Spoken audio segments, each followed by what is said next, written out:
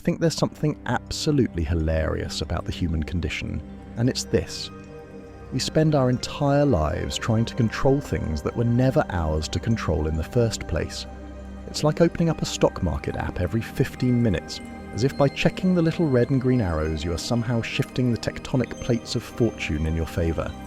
You know that feeling, don't you? We've turned control into a religion. We track our sleep, our steps, our moods, our productivity. We schedule spontaneity and plan our authenticity. We're like gardeners who spend so much time rearranging the flowers that we forget to water the roots. The Buddha saw this tendency clearly, this grasping, this clinging to outcomes, and called it the very source of human suffering. Not because wanting things is wrong, but because attachment to how things should unfold is like trying to direct the wind with a butterfly net. The real liberation comes when you realize that your job isn't to control the river, it's to learn how to swim.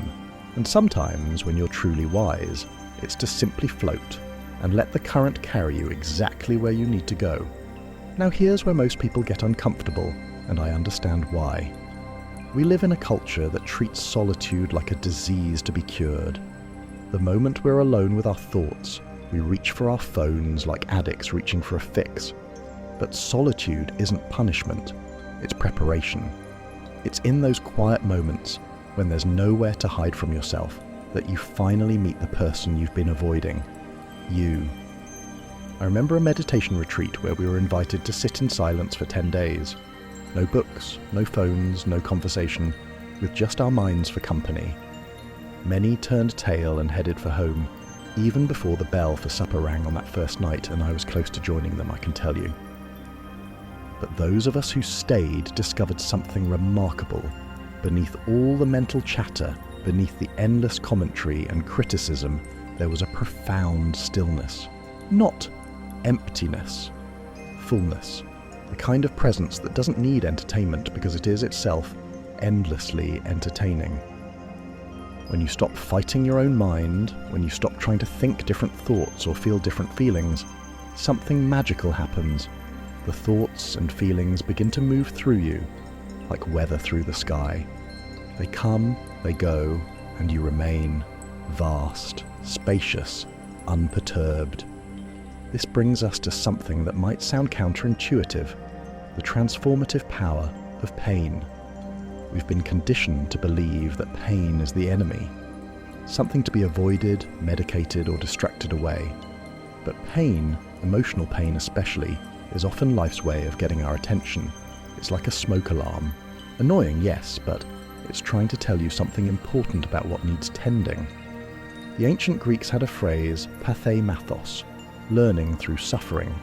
Not because suffering is to be sought out, per se, but because when it does arise, it has this peculiar ability to crack us open, to dissolve the ego's carefully constructed defenses and reveal what's real underneath. See what happens when you stop running from pain and start getting curious about it. Where does it live in your body? What is it trying to teach you? What would happen if you breathed into it instead of bracing against it? You discover that pain is often just love with nowhere to go. But here's the thing about transformation.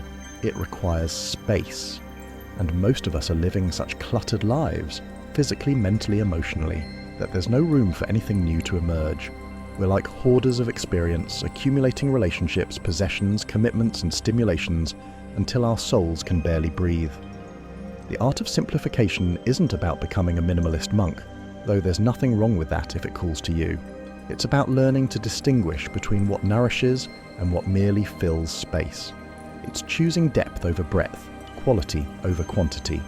When you clear the clutter, the toxic relationships, the mindless consumption, the endless busy work that masquerades as productivity, you create what the mystics call sacred space. And in that space, your authentic self can finally stretch its wings. This process of clearing requires something that might be the most radical skill you can develop, the ability to observe your own mind. Most people are completely identified with their thoughts, like actors who've forgotten they're playing a role. But you are not your thoughts any more than the sky is the clouds passing through it. You are the awareness in which thoughts appear and disappear. When you learn to step back and watch your mental weather, the storms of anger, the fog of confusion, the sunshine of joy, without getting swept away by any of it, you discover something extraordinary. You have choice. Between stimulus and response, as Viktor Frankl discovered in the concentration camps of the Second World War, there is a space, and in that space lies all your freedom and power. You know, we have this strange habit of treating our identity like a museum piece, something fixed and precious that must be preserved at all costs. But you're not a statue, you're a river. You're constantly flowing, constantly changing, constantly becoming. The person you were yesterday was just a temporary arrangement of thoughts, feelings, and experiences. The person you'll be tomorrow is still being written. The Buddha taught that there is no fixed self to protect or defend. What we call self is more like a verb than a noun. You are a human becoming. When you really understand this, when you feel it in your bones, you realize you can choose to evolve. You can decide to act not from your wounds, but from your wisdom, not from your fears, but from your love. But this evolution often requires something our culture has forgotten how to value, the strength that comes from walking alone. Not because connection isn't important, it is, but because you can't truly connect with others until you've learned to be at peace with yourself. Solitude teaches you that you are complete, whole, sufficient unto yourself. When you're comfortable in your own company, when you don't need constant validation or entertainment, you become like a tuning fork, vibrating at your natural frequency. And that frequency attracts exactly the people and experiences that resonate with who you really are, not who you think you should be. This brings us to something that sounds simple but is actually revolutionary: the practice of doing one thing at a time. We've convinced ourselves that multitasking is a superpower, but it's actually a form of spiritual ADHD.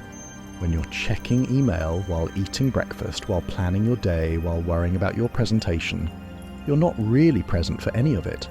You're skimming the surface of life instead of diving deep. But when you eat, just eat. When you walk, just walk. When you listen to someone, really listen. Not planning your response or judging their words, but receiving them fully. This isn't just mindfulness, it's a form of prayer, a way of honoring the sacred ordinariness of existence. The Zen masters understood this perfectly. They'd spend years learning to pour tea with complete attention, to sweep floors with total presence, not because tea pouring and floor sweeping are inherently spiritual, but because anything done with complete awareness becomes a gateway to the infinite. This quality of presence naturally leads to what might be the most practical wisdom of all: the art of accepting reality while taking conscious action. This isn't passive resignation. It's the difference between swimming against the current and swimming across it. When you stop fighting what is, when you make peace with the present moment exactly as it is, you free up enormous amounts of energy that were previously wasted on resistance. From this place of acceptance, action becomes effortless. Not because you don't care about outcomes, but because you're no longer attached to them. You do what needs to be done because it needs to be done, not because you're trying to force reality to match your preferences. The Stoics called this the discipline of desire, wanting what happens rather than demanding that what you want should happen. It's not about becoming passive or fatalistic. It's about aligning your will with the deeper intelligence that's orchestrating this cosmic dance we call existence. And finally, we come to the breath, that most basic and most profound of practices. Your breath is always available, always present, always connecting you to this moment. When your mind is spinning with worry about the future or regret about the past, your breath is here, now, real. When you're caught in the story of who you think you are or who you think you should be, your breath reminds you of the simple fact of being alive. The ancient yogis understood that breath is the bridge between body and mind, between conscious and unconscious, between self and cosmos. When you breathe consciously, not forcing or controlling, just paying attention, you're practicing the most fundamental form of meditation.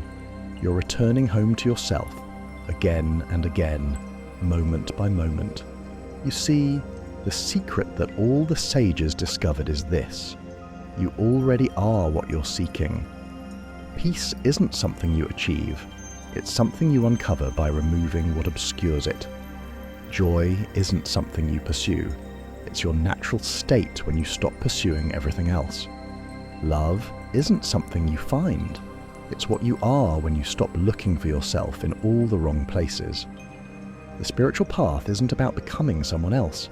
It's about becoming who you've always been beneath all the conditioning, all the stories, all the desperate attempts to be anywhere other than here, anyone other than yourself.